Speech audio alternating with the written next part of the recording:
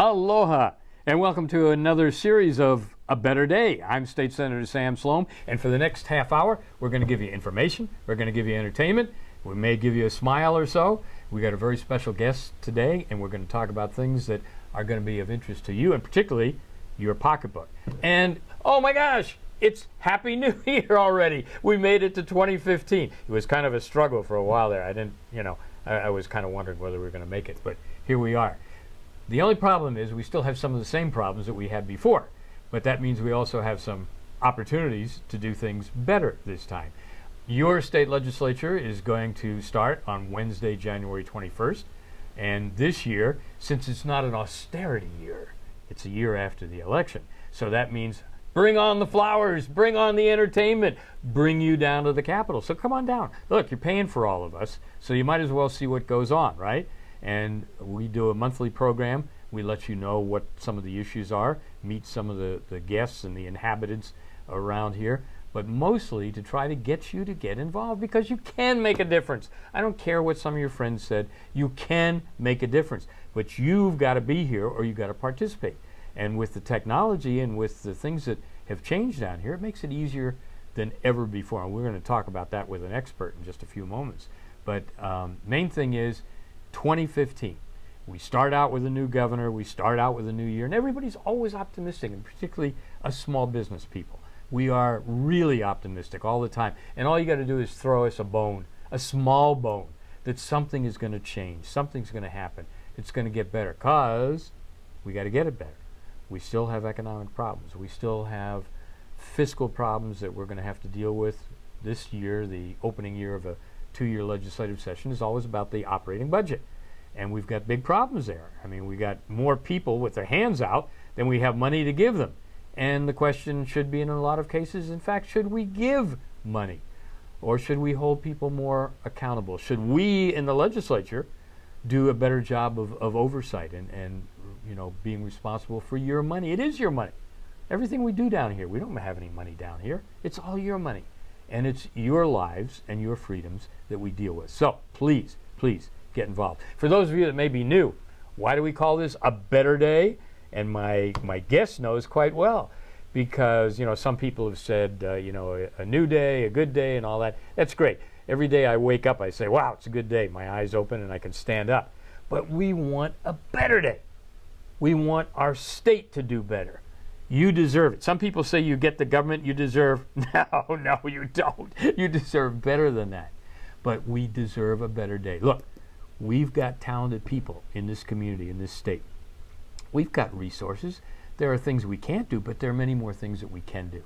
And so we're going to look towards the things that we can do. And, you know, just as a thing in your personal life or down the legislature, it's always best to surround yourself with people who share that vision, who are positive, who are energetic and passionate. You got to be passionate. Well, all the descriptions I just gave you fit our guest today. And our guest today is State Senator Glenn Wakai.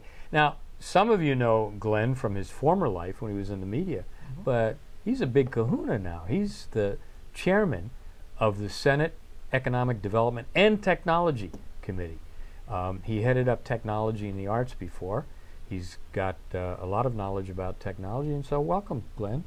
Oh, and did I mention you're a Democrat? Oh my goodness, this is bipartisan. I am happy to be here as a Democrat, and I am no bigger than I was last year. I'm still the small cheese, just got a bigger plate to sit on this year. And for the viewers, I mean, Sam was talking about opening day and the festivities there, but if you haven't seen Sam Slom live on the opening day, that in itself is a reason to come down to the Capitol. It's kind of like, am I going to watch the Rolling Stones on a CD, or am I going to see them live? And you, Sam, are always well, and it's better than being dead, too. Yeah, better live than dead, so right? Keep that stone rolling. Now, look, a lot of the viewers recognize you, and they know you more probably from, you know, your other life when you were on TV and all of that. But you do so many interesting things. Why don't you give us a quick Wakai 101? Well, I left the news business after 11 years because although the news business was fun, exciting, you get to meet the movers and shakers, ultimately you're a spectator. You're reporting on what other people are doing. And you know, 80% of the news is negative every day, and I'm a very positive person. And you are. I didn't like telling people every day how crappy the community was. I covered courts, federal and state courts for KHON and KHNL at the time. And I got tired of telling people, because nothing happy comes out of court, right? Someone's losing their liberty, someone's losing money, there's penalties to be bestowed on people. So I just made that transition to try and stop griping and start doing, and had the opportunity to enter the House in 2002, joined you in the Senate in 2010, and just like you, I'm still very optimistic. And it shouldn't just be a better day, it should be a spectacular day. I like that. We should be creating spectacular moments for and our we community. can, right? You and I share that vision, and we can. Because better also connotes that it's incremental, small little steps for better. Let's move it a mile, and let's create spectacular, energetic. Pick your adjective, but we got to do better than better. Yeah. Where were you born? I was born here. Where did you go to high school? Because that's what everybody asks when you're campaigning. You know, not what your stand is on workers' comp or taxes. Where you go to high school? I went to high school in Mid-Pacific. Mid-Pacific, yeah. Then I went to USC. Yeah. You didn't play football, though, for USC. They didn't want scrubs on their team, so I had to watch from the bleachers. It was really funny. It's like my youngest son, Spencer, who went to St. Louis and had the honor of playing alongside of Marcus Mariota, but he's 5'9" and he's 140 pounds, and he had all his life wanted to go to Michigan. From the time he was 3 years old, and I took him on an orientation when he was a junior, and then finally went to Michigan and all that. No way he was going to be on the football team at Michigan, you know, with those 300-pound linemen and all that stuff. So you get a different perspective. But you've got another interesting thing. You're very active in the community. You do a lot of different things, and last year you had a spectacular trip that you got involved with, right? Your medical trip? Right. So soon you forget. That's what I'm here for, to remind you. Thank you. Getting old here. But outside of the legislature, since we're all part-timers here, my real passion is nonprofit work. And what I've started 8 years ago was an organization called Reach Out Pacific. And essentially, I take surplus medical and educational supplies throughout the Pacific. In the case that you're talking of, last year we expanded into Nepal. I got my daughter involved, and we collected 2,000 toothbrushes, toothpaste, and dental floss. Went with Aloha Medical Mission to this really small town called Dongkuta in Nepal, and passed out those 2,000 toothbrushes to kids who otherwise don't have dental care or would some of the basic things, right? And small things. I mean, when people are saying, well, I don't have a lot of money to give, or I don't have a lot of time and all, some of the really small things, but you did that. You organized the whole thing, started the organization. How's it going now? We're growing and doing good work. In fact, I'm going to do another container loading this weekend. But over the past 8 years, we've sent about $2 million worth of medical and educational supplies down to Micronesia, which is impoverished. And when you think about why Micronesians come here, the two main reasons are they have crappy health care and there are no job opportunities there. So if we send them our surplus, still functioning good medical equipment, we get to the root of their healthcare issue, and by helping with their educational component, library books, computers, even school supplies, we get to the educational component, which we hope will evolve into economic opportunities for them and give them choices to stay there. If I was in Chuuk and I had kidney disease, I have two choices. I'm going to die in Chuuk, or I'm going to go get my dialysis in Hawaii or Guam. Shouldn't it be where you have a dialysis center in Chuuk and you have the opportunity to have that service done there? So that's what I do outside of the legislature. That's terrific. What do you do for R&R?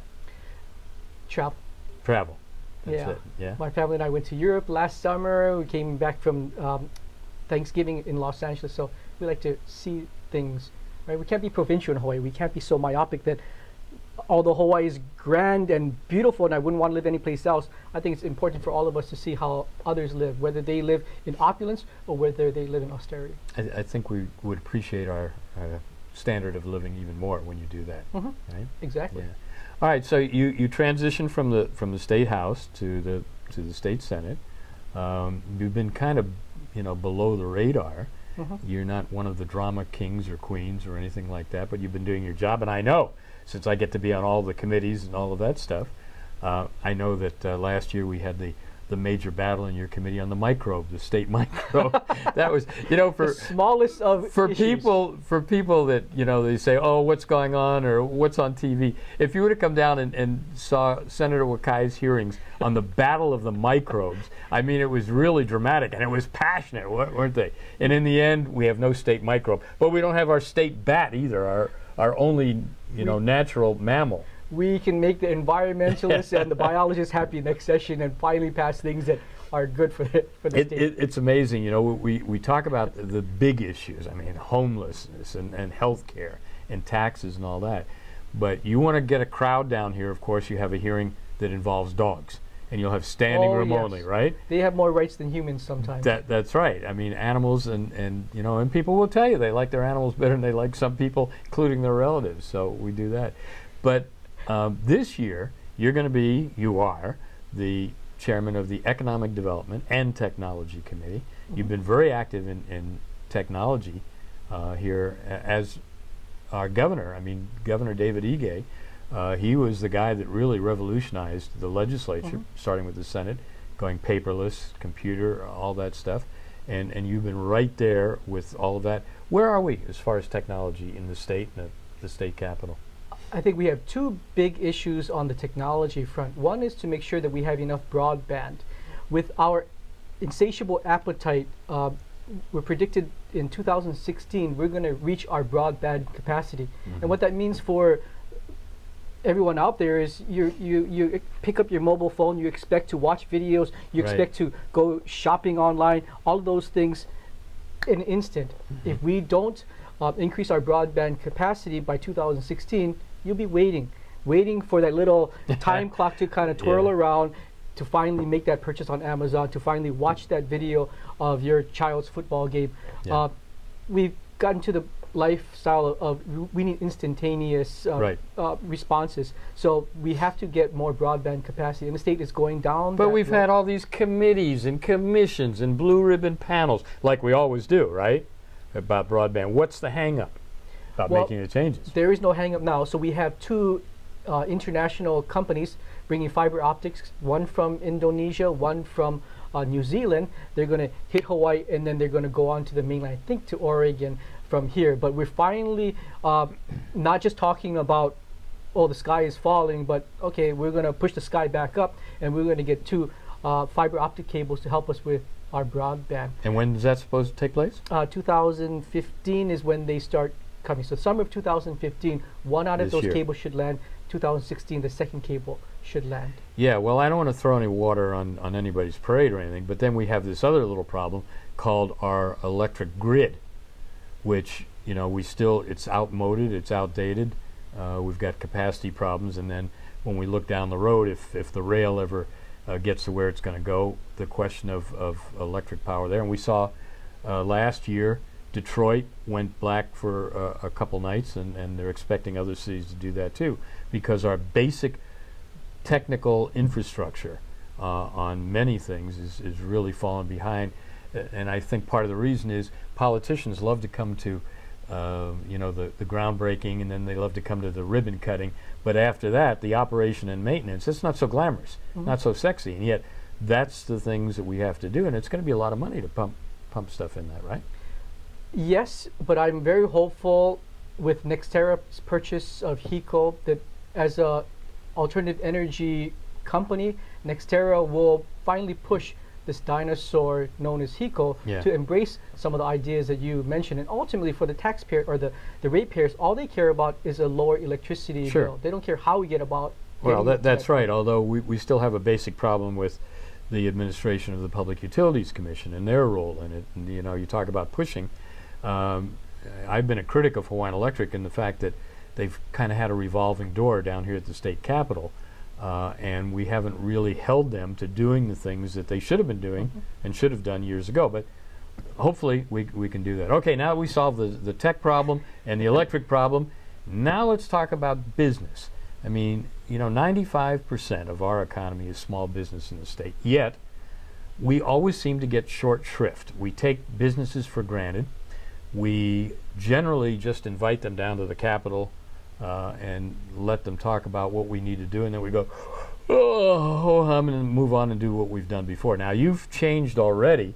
You had something in December. You had called upon all of the business leaders in the community of the different organizations to come down and have a successful, not a gripe fest, but to share ideas and to do this. I think you're taking a real hands-on approach to really having economic development, and along with that, economic diversification. But what are your thoughts on that? How do you see it? I mean, you and I are of like mind, Sam, but you and I cannot scary Democrat and Republican of like mind. But you and I cannot single-handedly change the economy. We're going to need a lot of assistance. And over the years, sorry to say, see that a lot of these business associations are underperforming and not doing justice to their membership. The Chamber of Commerce, the Business Roundtable, Enterprise Honolulu, Manufacturers Association, Retailers Association, all of these associations should, in my opinion, do a much better job of, one, informing their membership, and then the call to action, getting them engaged in what goes on here. A lot of them use the excuse, well, I shouldn't say the excuse, but say that, you know, they're too busy doing things at their shop and can't come down here. Well, you know, if we do all the wrong things here, then you have no shop to look forward to. I couldn't agree with you more, and I've said some of these things to my colleagues in the business community, and I think part of it also is that they get caught up in the political part of it, and they don't want to upset this group or that group or this individual or whatever, and they do a disservice to their membership. I agree with that. You have to stand for something. You have to make the best case. Some of the best people that come down and talk on behalf of business, they're not lobbyists at all. They're business owners, and they're telling us what happens on a day-to-day basis, and they're giving us suggestions. You want more jobs? This is what you've got to do. You know, you want higher earnings? This is what you have to do. Things like that. But we just haven't listened, because I think the part of the problem is too many of our colleagues have never had any real business experience. And it's not to say that those of us that have had our own business are any better, because we're not. But we have a different set of skill sets. And if your name is up there on the business, if your resources are there, and you make a mistake, and you will, we make mistakes all the time, but you're not going to make that mistake again. And you're going to make changes. And some of them are painful. You don't want to do it, you know. There's things. But every single mom watching this, every small business knows that they have to make these tough decisions. And then they look to our government, and the government doesn't make those decisions either. But I agree with you, and I share that with you, that, yeah, the business associations can do a better job. But I want to take your idea one step further. It's not just about having a wide scoping understanding of how economics work. I think the business community fails to see the power of their employees, right?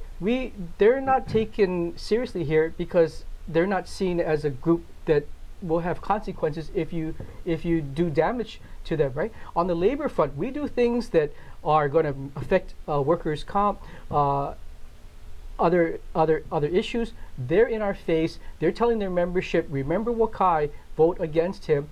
Or on the flip side, he did good, vote for Wakai because he did good for us. On the business side, there are no consequences. We passed legislation that is totally against profitability. So, right, the business community really has to learn to coalesce, and really from the ground up, not from Sam Slom and Glenn Wakai top down, but from the ground up. How are you going to make your voices relevant? Well, every single one of your employees has an opportunity to vote for a guy who's pro-business or someone who's anti-business. And that, I hope, in our discussions and as we push through good economic policy, we help to really magnify the voice of business in this town. Because then and only then is when our colleagues are going to see that business is important because they're relevant. What are your specific plans for economic development this year, 2015? Well, different. I'm glad you asked, and I've been sitting. It was right here in the card. You said, "Ask Glenn." Yeah, okay. Well, lo and behold, I have. My gosh, a prop, a real prop. A quadruple A economic plan, and you know, I'm so saddened whenever I hear, whether on the news or in conversation, about the price of paradise, how expensive it is to do business here. Well, you know, our strength is our weakness, right? Our isolation makes this place so beautiful and so different, but our isolationism makes energy expensive, makes our shirts, everything we use expensive. So I want to change that paradigm from price of paradise to let's make it profits in paradise. And how do we go about doing that? How do we look at our location as our strength rather than our weaknesses? So I've kind of identified 4 areas where I think Hawaii can be a world leader and not just try to replicate what other locations are doing. So first A is aquaculture. Where did these drawings come from, by the way? They're very attractive. I did it 2 minutes before we got on the air. So forgive me if it doesn't look like Picasso. Actually, it kind of does look like Picasso. It looks like fish Picasso, yeah.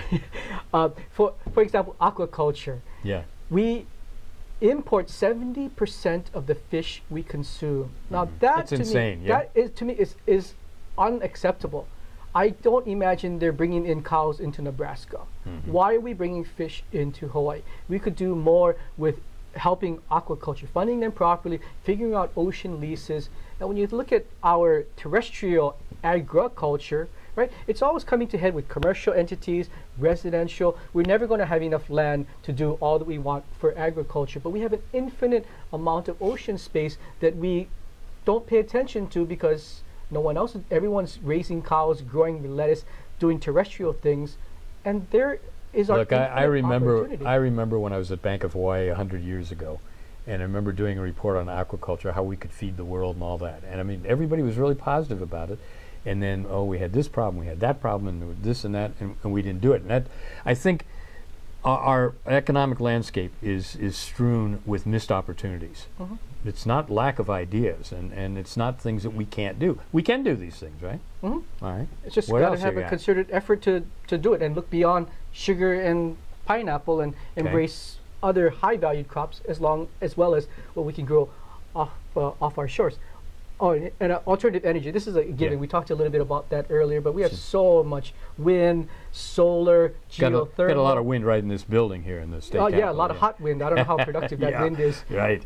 But we're at the ground zero for the opportunity to promote alternative energy. And because we have the highest energy cost in the nation, the second highest in the world, it makes sense for us to be the world leader in this area. And again, it's because our location is to our advantage, and we should promote that. This next A is aerospace. And I'm no physicist, but I understand the basics of the fact that Hawaii is close to the equator. We spin faster than other parts of the United States. We're more apt and easier to launch rockets into the atmosphere. And you look at our set of telescopes on Mauna Kea, the best set of telescopes on the planet. But then you get into the political part and the native Hawaiians and this issue and that issue, and that I think that's what's slowed us down in years past. Do you see that changing? I see the technology is going to change. So when we talked about launching rockets into space from, I think it was Puna 25, 30 years ago. Yes, it was. I remember that quite well. We're beyond that. Now we don't do land-based rocket launching. We can piggyback a rocket onto the back of an airplane and shoot that and jettison that into the stratosphere. So I think technology has taken away some of the cultural impediments that were there in the past. I was at a space conference in Kona just 2 weeks ago, and I was astonished that no longer is NASA the world leader in space exploration. Do you know what company sends more satellites and has the biggest budget for space exploration on the planet? Is it SpaceX? It's DirecTV. Oh, okay. DirecTV is sending satellites up there left and right. Yeah. We should be sending DirecTV But I mean, the satellites. private companies too, like SpaceX and all, and they're getting more and more successful, and they're not just delivering payloads, but they've got a lot of high-tech stuff that they're doing as well, and that obviously is the future. And if we have a cluster of astronomers on the Big Island, we have the ability to launch rockets. Why can't we be ground zero for aerospace on the planet? And this last one is more provincial, but it's Aloha Stadium. I look at that 104 acres that right now at this very moment is doing nothing for you and me and the people of Hawaii. Yeah, but we get 18,000 people there in the 50,000 seat stadium. And we have swap meet. You and I can do very little to make the University of Hawaii football team competitive, but we can do a lot in making that entire area come alive. So are you saying get rid of the stadium? No, I'm saying master plan the entire area. So if we are going to build a new stadium, perhaps in the lower area, then let's make sure that we have retail. Let's make sure we have potential housing. Let's make sure we have restaurants. I mean, something that makes that place come alive. Like if you're familiar with Los Angeles, LA Live near the Staples Center. That place is just a magnet. But see, we haven't commerce. thought in the past about economic development and economic opportunities. We always think about either luxury condos or, you know, this kind of entertainment venue or something like that. So that's a different approach. It's good. Right. I mean, that 104 acres shouldn't be a home for 6 UH football games and a swap meet. 95% of the time, it's just sitting there idle, doing nothing for you and I. It could be so much more, and we're going down the road. Is this something that the legislature can take up this year? Well, we're going down that road with or without statute. Sometimes people look at, well, lawmakers, you have to create everything that's better for the future of Hawaii. Sometimes you can just kind of nudge people in administrative capacities to do the right thing and make it a spectacular day. That's actually the enjoyable part of being in the legislature. Every once in a while we get it right. Every once in a while we do the right thing. We got to do it more often, but again, that's how we need the public to keep our feet to the fire. Well, look, we're going to start the session in a couple of weeks. We always invite people down, not only just for the opening and all that, but to take part in the committees. And I know the way you hold your committee sessions and all that, they're very interactive. You encourage people, nothing for people to be uncomfortable about. So it's something that I'm sure you're going to put out more information as we go along. Right. So people can we talk about video conferencing of our... You can for 20 seconds, yeah. Video conferencing is the wave of the future. We shouldn't be expecting the public to come here physically, to talk to us. They should be able to chime in on their laptop from Pahoa and say their thoughts on alternative energy. Or Lihui or anywhere else. Any other spot. Well, and it works. We know it. We can do it. We've got the facilities here, so we're going to do that. Look, it's been my pleasure to have State Senator Glenn Wakai. We'll have to do this again because there's much more. So we thank you for watching A Better Day. Happy New Year and aloha. Aloha.